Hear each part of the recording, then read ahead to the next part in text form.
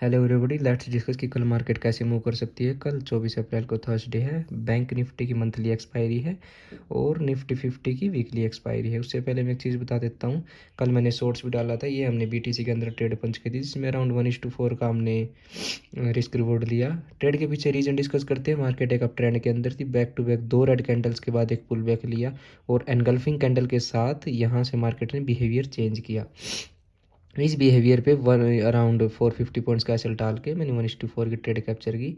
आप जाके shorts check कर सकते हो, मैंने वहाँ कल रात को शॉर्ट्स डाला था। चलो डिस्कस करते हैं। पहले सेंसेक्स को देखते हैं, सेंसेक्स में क्या चल रहा है। सेंसेक्स ने आज, जैसे कि हमने डिस्कस किया था, कि गैप अप दिया। गैप अप के बाद ये 15 मिनट्स का फ्रेम है, इस गैप को फिल किया जो गैप दिया था। फिल करने के बाद रिटेलर्स को देखो कैसे ट्रैप किया, जैसे कि हमने ट्रैप्स पे एक वीडियो भी बनाई थी। 380 पॉइंट्स फॉल करने के बाद 130 पॉइंट्स की हेल्दी ग्रीन कैंडल। रिटेलर्स को लगेगा ये देखो प्रीवियस डे का हाई है, यहाँ सपोर्ट्स पे प्रीवियस डे का सपोर्ट है, यहाँ प्रीवियस डे का हाई है, यहाँ सपोर्ट पे इस ट्रेड का इस कैंडल का ऐसे डाल के अगेन अपने हाई तक मार्केट जाएगी। लेकिन जाना तो था मार्केट ने, देखो गई, लेकिन उसमें इश्यू क्या हुआ, अगेन मार्केट अपने यहाँ ऑर्डर ब्लॉक पे है। मैं ऑर्डर ब्लॉक पे इस वीकेंड पे मैं वीडियो भी बनाऊंगा, आप जाके चेक करना ऑर्डर ब्लॉक कैसे काम करता है। तो चलो एक बार थोड़ा सा आज ऑर्डर ब्लॉक को देख लेते हैं, ये कैसे ऑर्डर ब्लॉक पे मार्केट ने काम किया। ये देखो, यहाँ अगर आप इन कैंडल्स को चेक करोगे तो एनगल्फिंग कैंडल, ये एक ऑर्डर ब्लॉक है, मतलब यहाँ से पुश आया, यहाँ से पुश आया, यहाँ से फिर यहाँ से गैप अप आ गया। उसके बाद मार्केट आई, यहाँ रिटेलर्स को ट्रैप किया। ये देखो, अगर मैं इसको यहाँ शिफ्ट कर दूँ तो हर किसी को यहाँ देखो, यहाँ लगेगा कि मार्केट अभी अप ट्रेंड में दोबारा चली जाएगी। एक पुल बैक आ गया, गैप भी फिल हो गया। बट होता क्या है, ऑर्डर ब्लॉक पे मार्केट कैसे काम करती है, ये एक परफेक्ट ऑर्डर ब्लॉक है। ये देखो, ये एक लास्ट रेड कैंडल थी, उसके बाद ये एनगल्फिंग हुई और ये परफेक्ट ऑर्डर ब्लॉक था। पीछे की तरफ अगर आप लेफ्ट साइड में चेक करोगे, मैंने यहीं एक इस का 60 पॉइंट्स का एसएल डाल के ये तीन कैंडल मैंने कैप्चर की थी। 1:3 का अराउंड मेरा रिस्क रिवॉर्ड आ गया था। उसके बाद मार्केट साइडवेज भी नहीं थी, slow and steady market higher highs की फॉर्मेशन में डे हाई तक गई। ये तो लास्ट एक 5 मिनट की कैंडल है, ये इफेक्ट नहीं करती। अब डिस्कस करते हैं कि मार्केट कर क्या सकती है कल के लिए।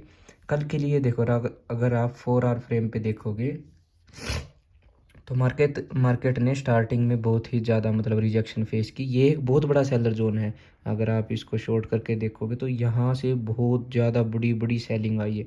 ये देखो, देखो यहाँ से ट्रेंड चेंज हो रहा था, मार्केट ने इतनी सेलिंग दिखाई, बार बार सेलिंग। अब इस पॉइंट से अब देखो, यहाँ पे बुल्स और बियर्स की फाइट चल रही है।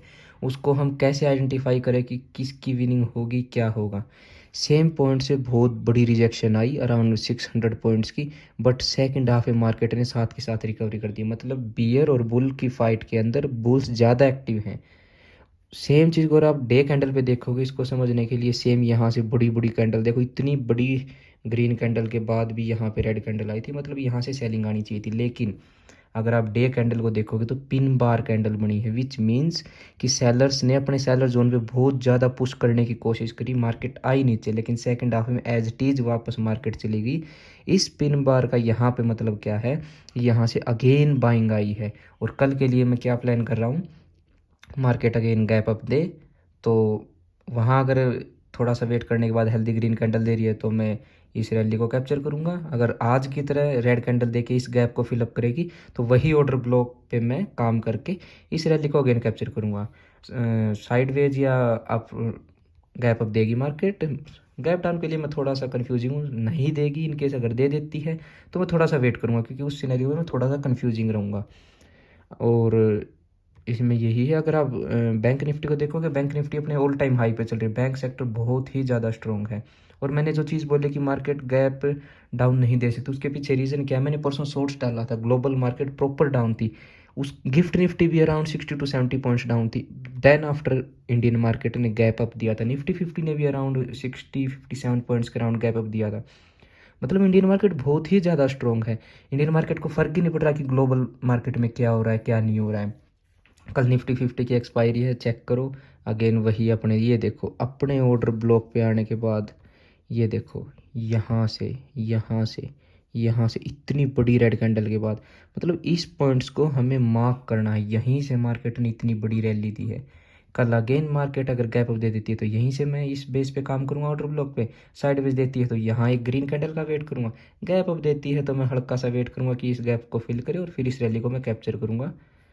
लेट्स सी कि कल क्या होता है। बाकी ऑर्डर ब्लॉक पे कैसे काम करना है, जैसे कि मैंने आज 1:3 की ट्रेड निकाली ऑर्डर ब्लॉक को देखते हुए, उस पर हम इस वीकेंड डिस्कस करेंगे। मैं एक वीडियो बनाऊंगा ऑर्डर ब्लॉक को लेके।